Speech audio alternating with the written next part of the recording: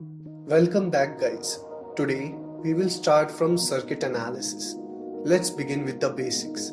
Here we need to understand some terms to explain some important concepts which we will use in the future. We use these terms to define the type for our elements, planar and non-planar.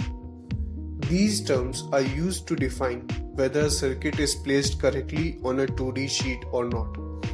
These terms will tell us whether we could be able to determine the total number of meshes and nodes present in the circuit. For ease, we are not considering any element. That means we will be seeing a circuit with wires only.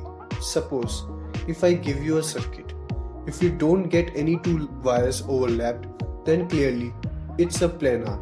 But if we get some overlapping like this wire, we can possibly move this wire such that there is no more overlapping. Here, now you can see, this is again a planar circuit.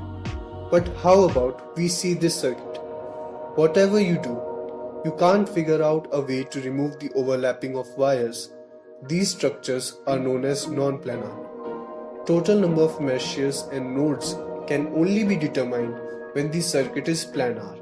Therefore, when somebody asks you to find out how many meshes and nodes are present in this circuit, it is compulsory to find out whether the circuit is planar or not. Thank you for watching this video. Make sure to subscribe this channel and press bell icon so that you will get updated to our next upcoming videos.